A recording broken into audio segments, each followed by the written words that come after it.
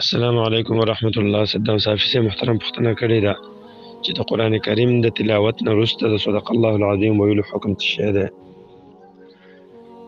د ډېرو قاریانو عادت دا دی چې کله هغوی د قرآن کریم تلاوت وکړي یا قرائت وکړي هغوی وروسته صدق الله العظیم وایي، خو لیکن دا کار مشروع نه دی، یعنې د نبي صلی الله علیه وسلم نه ثابت نه دی، ځکه نبي صلی الله علیه وسلم د قرآن کریم تلاوت کوو او هغې دا نه دي ثابت چې هغه د وروسته صدق الله العظیم ویلي وي، او نه دا د صحابه و عادت و چې د قرآن کریم د تلاوت نه وروسته دغه کلمات ویل، نه دا د تابعینو او د اتباع التابعینو په زمانه کې و. لیکن وروستنۍ زمانې کې قاریان راپاڅېدل او دا کار یې ښه وګڼه چې دا یو ښه کار دی، باید دا وویلی شي، او دې باره کې دوی دا خپل قول یې تکیه کړی دی، یعنې دلیل یې نیولی دی په الله تعالی د دې قول باندې قل صدق الله، ته ووایه چې الله تعالی رښتیا ویلي دي. خو لیکن دا خبره په هغوی باندې مردود ده او په دغې قول د الله تعالی کې د هغوی دپاره څه دلیل نشته دی، ځکه که بالفرض دا یو ښه کار وی نو رسول الله صلی الله علیه وسلم به هېڅکله نه وی پرېښی، صحابه به نه وی پرېښی، تابعینو د دې امت به نه وی پرېښی،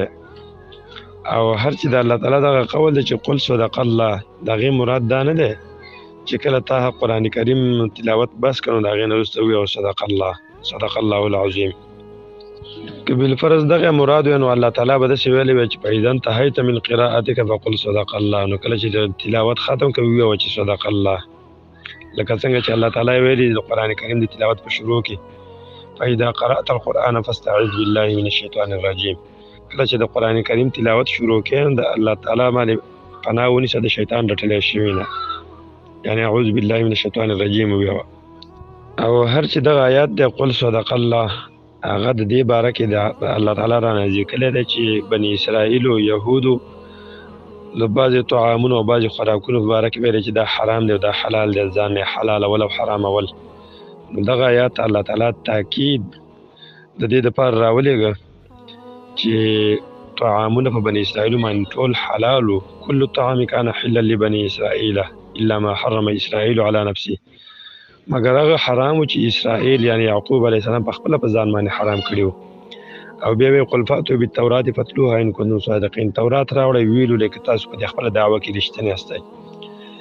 د هغې نه وروسته وایي فمن ابترا علی الله الکذب من بعد ذلک فاولئک هم الظالمون، چا چې په الله تعالی باندې د دې نه وروسته دروغ جوړ کړل دغه ظالمان دي. او ته ورته ووایه ای پیغمبره قل صدق الله، ته ورته ووایه ای پیغمبره چې الله تعالی رښتیا ویلي دي چې طعامونه ټول حلال و، مګر هغه طعامونه چې اسرائیل یعقوب علیه السلام په خپل ځان باندې حرام کړي نو فتبعوا ملت ابراهیم حنیفا،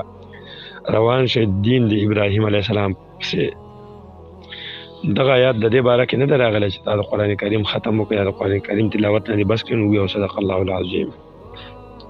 او که دغه آیات نه مراد دا و چې د قرآن کریم د تلاوت په ختمېدو په وخت کې دا وویلی شي نو د ټولو نه اولا به دا وه چې رسول الله صلی الله علیه وسلم اول په دې باندې پوه شوی وی، د دې علم اول رسول الله ته الله تعالی ورکړی وی چې قرآن کریم تلاوت نه وروسته دا الفاظ ویوه، او بیا په اول عمل هم رسول الله کړی وی، ځکه رسول الله صلی الله علیه وسلم باندې د دین بیان فرض و، د امت ته رسول پې فرض و، که هغه هر رقم عمل و. او هر چې دا عقیده ساتل دی چې الله تعالی په خپل خبر کې رښتینی دی، د مسلمانانو ته د امت ته چې کوم خبر ورکړی دی په قرآن کریم کې د هغې کې رښتینی دی، دا خو په ټولو مسلمانانو باندې فرضي خبره ده. که مسلمان دا عقیده ونه لري او د الله تعالی په خبرو کې شک وي چې دا به رښتیا وي او که دروغ وي دا خو بیا کافر دی، هغه د دین اسلام نه خارج دی. بلکې په هر مسلمان باندې دا فرض دی چې د الله تعالی د قرآن کریم او د رسول الله د سنتو په باره کې دا عقیده ولري چې دا رښتیا دي، سل په سلو کې رښتیا دي. خو که چا بعضې مناسباتو کې داسې وویلې، مثلا یو خبر واقع شوی وي او هغې نه وروسته څوک داسې ووایي چې صدق الله، دا خبره صحیح ده، الله تعالی رښتیا ویلي، نو دغه بیا جایز دی، ځکه حدیث کې راغلی دی نبی صلی الله علیه وسلم خطبه کوله او حسن او حسین راغلل، نو رسول الله صلی الله علیه وسلم ورته د منبر نه راښکته شه او هغې غېږ کې واخیستل او خپلې مخې ته یې کېنول ثم قال به ویل صدق الله تعالی رښتیا ویلي دي انما اموالکم اولادکم فتنه چې ستاسې مالونه او ستاسې بچي دا فتنه ده امتحان ده. انا اوس د حسن او حسین دا روانو نو ما صبر برداشت ونه کړی چې زه په منبر باندې پاتې شم بلکې هغه مې راواخیستل او خپلې مخې ته مې کېنول. نو خلاصه دا چې د قرآن کریم د تلاوت نه وروسته دغه صدق الله العظیم ویل ناروا دي او بلکې بدعت ده او که داسې مناسبت چې هغې کې یو خبر و او هغې کې چې هغه د الله تعالی د قول د تاکید دپاره وویلې دغه بیا جواز لري تر رسول الله صلی الله علیه وسلم چې ویلي دي. والله تعالی اعلم.